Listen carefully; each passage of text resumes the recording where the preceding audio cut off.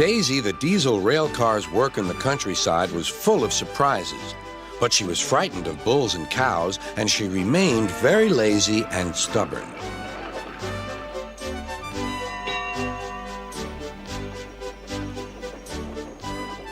One day, Toby brought Henrietta to the station where Percy was grumpily shunting. "Hello, Percy. I see Daisy's left the milk behind again." "I'll have to make a special journey with it, I suppose." "Anyone would think I'd nothing to do," grumbled Percy. "Tell you what," replied Toby, "I'll take the milk, you fetch my freight cars." The drivers and station master agreed.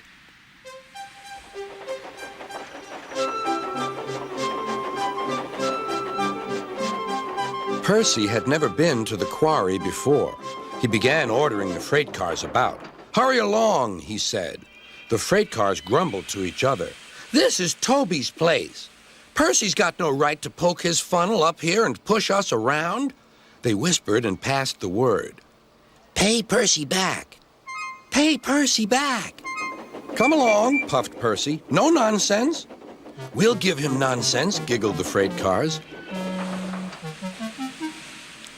But they followed so quietly that Percy thought they were under control.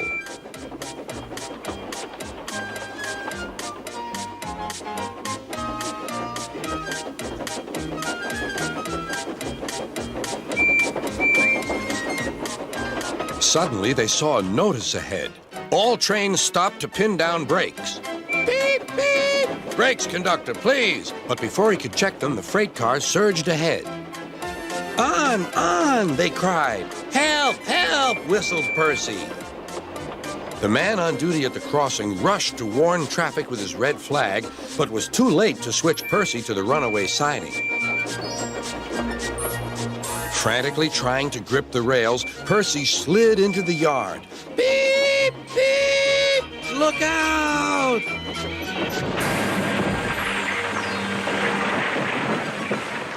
The brake van was in smithereens. Percy's driver and fireman had jumped clear, but Percy was stranded.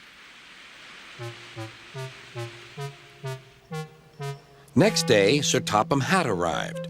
Toby and Daisy had helped to clear the wreckage, but Percy remained on his perch of freight cars. "We must now try," said Sir Topham Hatt, "to run the branch line with Toby and a diesel.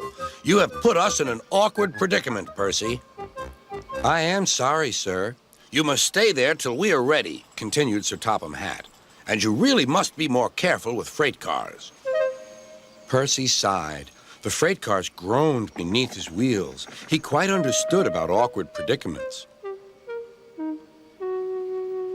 Sir Topham Hatt spoke severely to Daisy, too.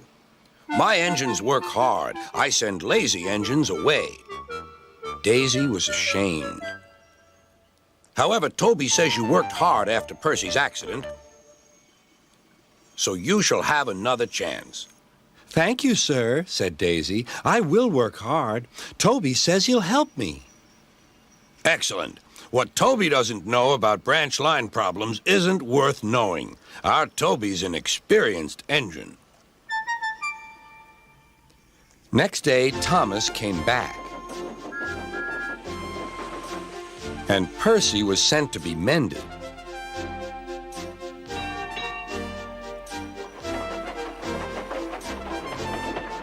Annie and Clarabelle were delighted to see Thomas again, and he took them for a run at once.